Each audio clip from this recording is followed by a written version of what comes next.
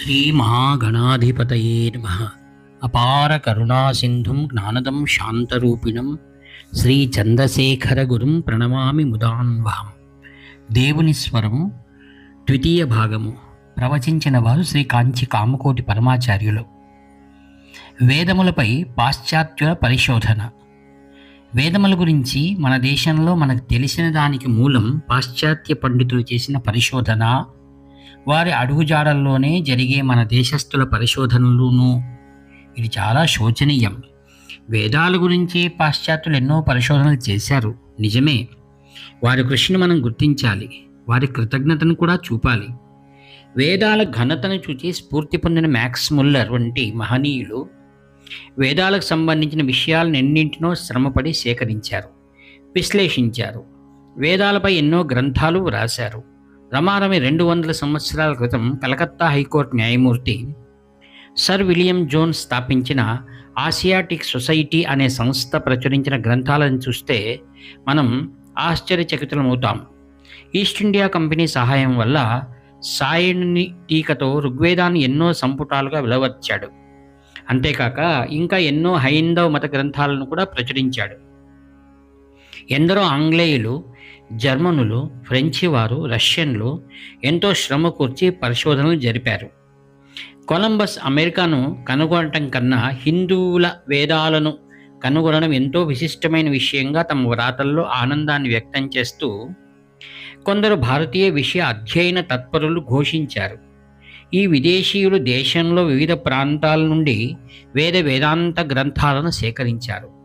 వారు ధర్మ, గ్రహ్య, శ్రౌత సూత్రాలను అనువదించారు. ఆర్టర్ ఎవలాన్ విశదంగా వ్రాసిన తరువాతనే కుండలిని తంత్రం ప్రాధాన్యతను పొందింది. మన సాంస్కృతిక విషయాలపై కూడా ఎందరో పాశ్చాత్యులు విశిష్టమైన అధ్యయనాలు చేశారు. మన సాంస్కృతిక వారసత్వానికి సేవ చేసిన విదేశీయులు కూడా ఉన్నారు. లార్డ్ కర్జన్ వైస్రాయ్గా ఉన్నప్పుడే పురాతన కట్టడాల పరిరక్షణ చట్టం వచ్చింది. అది కొంత విధ్వంసాన్ని ఆపింది. ఫెర్గూసన్ దేశంలోని శిల్ప సంపదని ఫోటో తీసి దాని గురించి మనకు ఎరుక కలిగించాడు.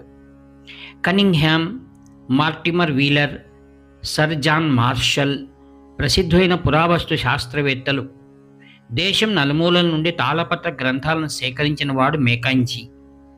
ఇదే జరగకపోతే మనకి మన శాస్త్రాల గురించి ఇంత తెలిసేది కాదు. బ్రిటిష్ వారి పరిపాలనా కాలంలోనే ఎపిగ్రఫీకి వేరే శాఖ నెలకొల్పారు. పరిపాలన వల్ల మనకెంతో మేలు చేకూరింది, కానీ హాని కూడా జరిగింది. ఈ పాశ్చాత్య పండితులు వేదాల్లోని విషయాలను తీసుకొని మన చరిత్ర వ్రాయబూనారు. అంతకుపూర్వం ఎవరూ ఎరుగని ఆర్యులు, ద్రావిడులు, భిన్న జాతులు అన్న వేదాన్ని లేవనెత్తారు. దీనివల్ల స్పర్ధలు ఏర్పడ్డాయి. వారి దృష్టిలో వారి తార్కిక దృక్పథం. వారికి దీనివల్ల ఇంద్రియగ్రాహ్యం కానిది ఏదైనా కాల్పనికమే. ఈ దృక్పథమే వారి నిర్ణయాలకు ఆధారం. ప్రాచీన ఋషులు ఆధునికుల కంటే తక్కువ వారిని అనగలిగారు.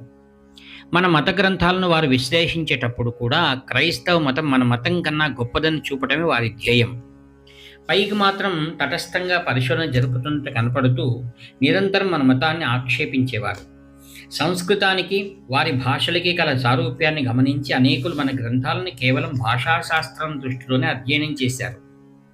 వారి అవిశ్రాంత పరిశోధనని, వారు వేదాల మహనీయతకు తెచ్చిపెట్టిన ప్రాచుర్యాన్ని మనం కొనియాడవచ్చు. కానీ వేద మంత్రోచ్చారణ వల్ల, వేదోక్త కర్మల నిర్వహణ వల్ల విశ్వశ్రేయస్సును నెలకొల్పవచ్చనే ముఖ్యాంశాన్ని వారు గ్రహించలేదు సరికదా. మానవుని బుద్ధికి అందని వేదాల గురించి ఆ బుద్ధితోనే విశ్లేషింపబూనారు. సామాన్యుని నిత్య జీవితంలో శబ్దంగా, కార్యరూపంలో సజీవ శక్తిగా ఉండవలసినది. పురాతన వస్తుజాలాన్ని, అస్థిపంజరాలని ప్రదర్శించే మ్యూజియంలోని జంతువుల వలె ఉత్గ్రంథాలలో నిర్జీవంగా నిక్షిప్తమైపోయి గ్రంథాలయాల్లో ఉండటానికి మాత్రం పనికి వచ్చింది. హరి ఓం తత్సత్. ఇట్లు వ్యాఖ్యాత మీ ప్రియమిత్రుడు నివర్తి నాగభూషణ శర్మ. హరహర శంకర, జయ జయ శంకర.